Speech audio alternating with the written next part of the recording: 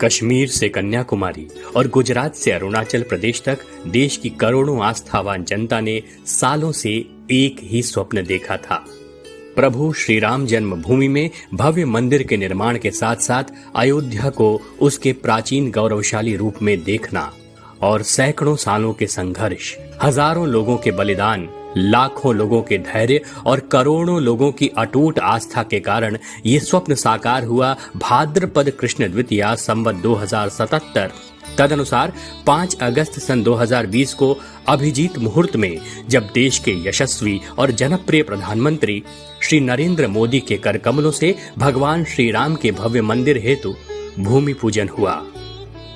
एक ओर जहां माननीय प्रधानमंत्री श्री नरेंद्र मोदी जी की प्रेरणा से इस स्वप्न को साकार करने के लिए माननीय मुख्यमंत्री योगी आदित्यनाथ जी पूरी एकाग्रता से लगे हुए हैं, वहीं उनके मार्गदर्शन में सप्तपुरियों में प्रथम अयोध्या को उसका गौरवशाली स्वरूप देने, श्रद्धालुओं की सुविधा और उन्हें सुखद और समृद्ध अनुभव देने के लिए विभिन्न परियोजनाओं और कार्यक्रमों का क्रियान्वयन किया जा रहा है। स्वप्न एक है, अयोध्या को अंतरराष्ट्रीय पटल पर प्रमुखतम आध्यात्मिक, धार्मिक और पर्यटन नगरी के रूप में स्थापित करना। इस स्वप्न को साकार करने के लिए 3 लक्ष्य निर्धारित किए गए हैं। पहला, अयोध्या आस्था क्षेत्र को सनातन परंपरा के अनुसार आध्यात्मिक केंद्र के रूप में विकसित करना।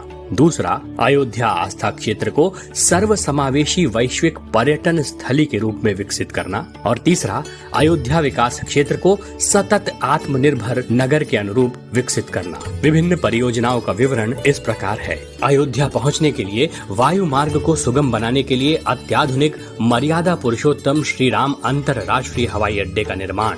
सुखद रेल यात्रा के लिए अयोध्या रेलवे स्टेशन को अत्याधुनिक सुविधाओं से सुसज्जित किया जाना और सुविधाजनक सड़क यात्रा के लिए विभिन्न शहरों से अयोध्या पहुंचने वाले मार्ग को 4 और 6 लेन में परिवर्तित किया जाना।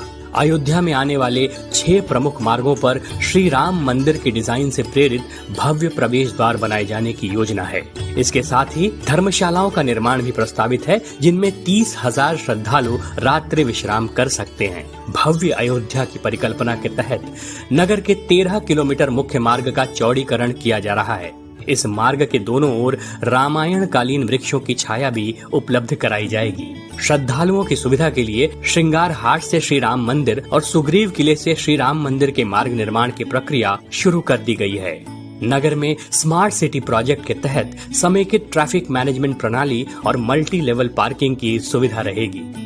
अयोध्या की प्रमुख आध्यात्मिक यात्रा पंचकोशी के मार्ग को विश्व स्तरीय बनाने के साथ साथ संपूर्ण परिक्रमा मार्ग में पड़ने वाले 208 पौराणिक महत्व के स्थलों पर अनुसंधान कर उनको भी आवश्यक सुविधाओं से सुसज्जित करवाया जा रहा है।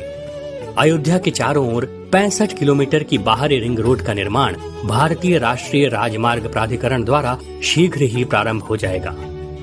अयोध्या के निकट 1200 एकड़ में पूर्ण रूप से वैदिक संदर्भों के अनुरूप एक नई टाउनशिप का निर्माण किया जा रहा है, जिनमें मुख्य रूप से आश्रम, मठ, उच्च स्तरीय होटल, राज्य के तथा अन्य इच्छुक देशों के अतिथि गृह बनाया जाना प्रस्तावित है।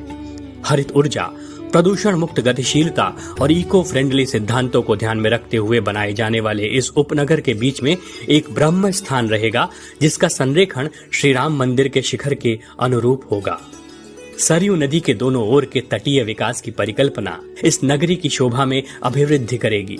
गुप्तार घाट से जानकी घाट तक के विकास और सुंदरीकरण की परियोजना जल शक्ति विभाग उत्तर प्रदेश सरकार द्वारा भारत सरकार की स्वदेश दर्शन योजना के अंतर्गत स्वीकृति हेतु प्रस्तुत की गई है।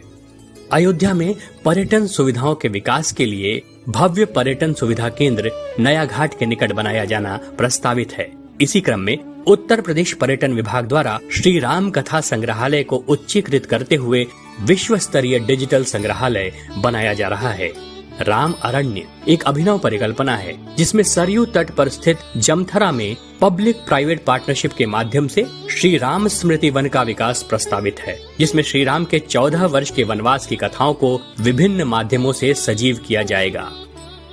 स्थानीय, क्षेत्रीय, एक दिवसीय तथा राष्ट्रीय परिपथों को जोड़ते हुए अयोध्या के पर्यटन को विकसित किया जा रहा है।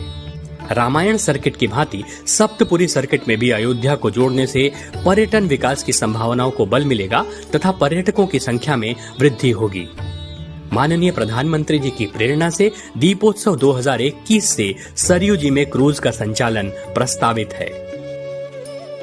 भविष्य की जल आवश्यकता की पूर्ति के लिए कुंडों का नगर कहे जाने वाले अयोध्या के 108 से भी अधिक कुंडों का पुनर्जीवन किया जा रहा है। वर्तमान में सूर्य कुंड और भरत कुंड का विकास कार्य प्रगति पर है। अतीत की भव्यता, वर्तमान की आवश्यकता और भविष्य की तैयारी के उद्देश्य के साथ बनाई गई इन योजनाओं में माननीय प्रधानमंत्री श्री नरेंद्र मोदी जी के सतत मार्गदर्शन की आवश्यकता है। ये योजनाएं वृहद हैं, किंतु जिन प्रभु श्री राम के नाम के सहारे समुद्र पर सेतु बांध दिया गया था, वही प्रभु श्री राम इन सभी परियोजनाओं को सफलतापूर्वक संपन्न कराएंगे, ऐसा हमें विश्वास है।